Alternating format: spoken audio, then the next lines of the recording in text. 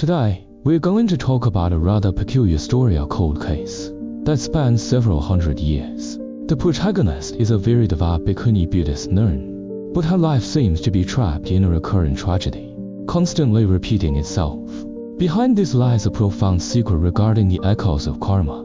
Alright, let's get straight to the point.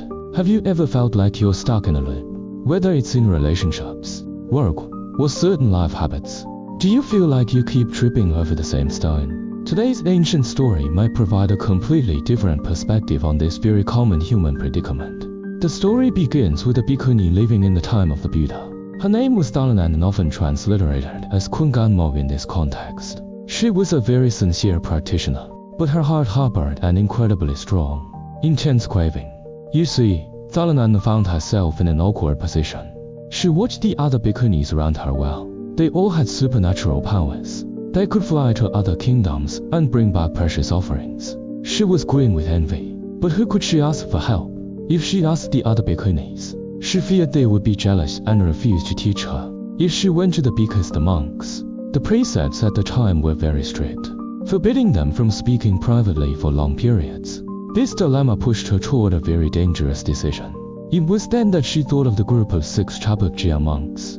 These guys were essentially the troublemakers of the Sangha back then. They frequently broke the rules and caused problems. Thought, these people might be easier to negotiate with. This could be my chance. She went to find these 6 monks, began making offerings to them, and then requested to learn supernatural powers. They decided to go along with it and set a trade condition: offer us delicious food every day for 3 months, and provide each of us with 6 types of daily necessities. After 3 months, we will teach you 1 type of power.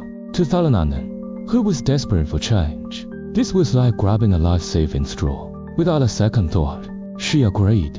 3 months passed quickly.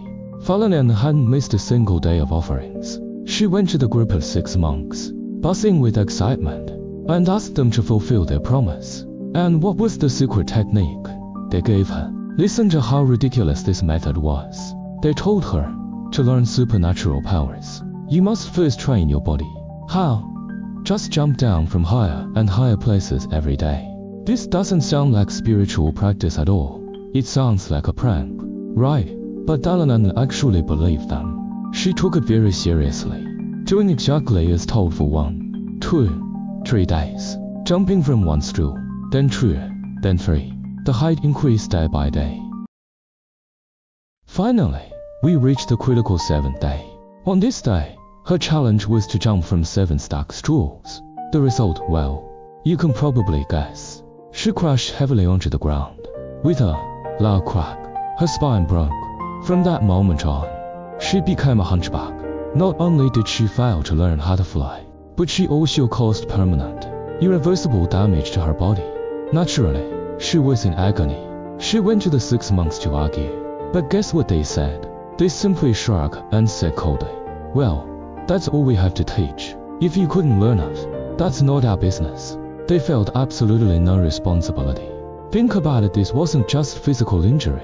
It was a total betrayal. This incident soon spread through the Sangha. The other monks found it very strange, so they went to consult the Buddha. This question is the core of what we're really talking about today. What exactly was the reason behind all of this? The words the Buddha spoke next take us back to a story from a long time ago, revealing a shocking connection. The Buddha said that in the distant past, in the city of Varanasi, the king wanted to build a new palace. He hired many highly skilled carpenters. At that time, there was a woman in the palace responsible for guarding the treasury.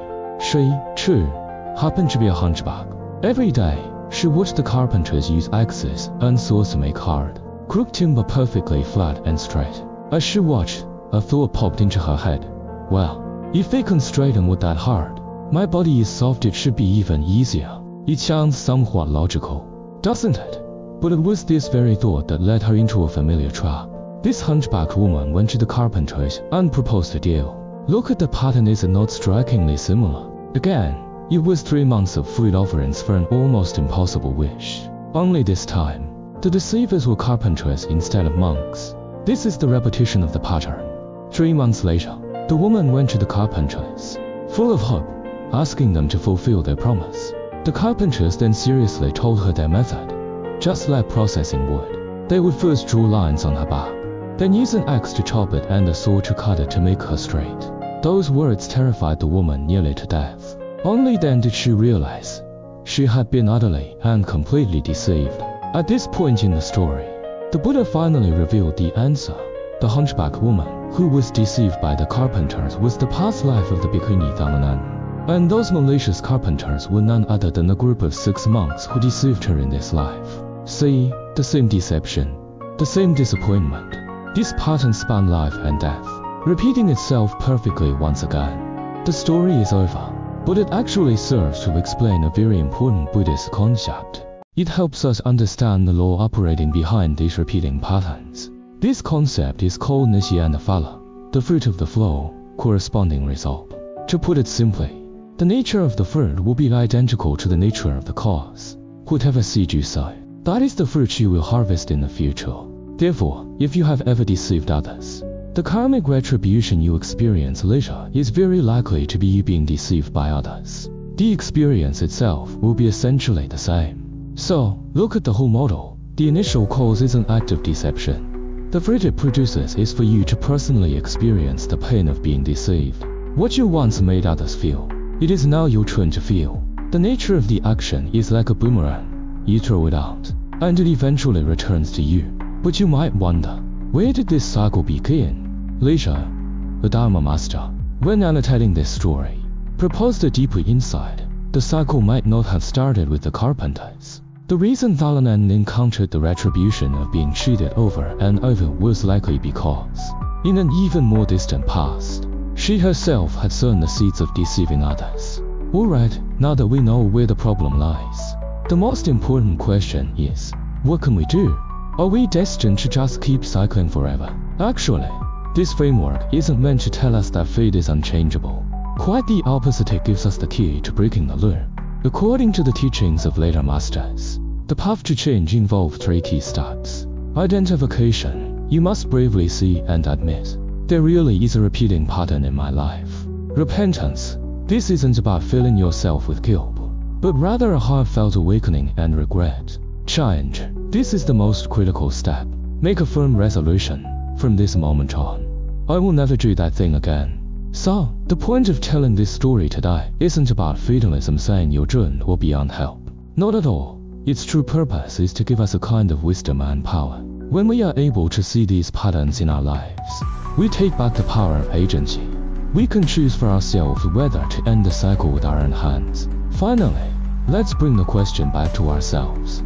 You can sit quietly and think, in the script of your life, are there certain scenes that seem to keep playing over and over? Could these repeating patterns actually be faint echoes sent from a past you have long since forgotten? I'll leave that question for you to ponder slowly.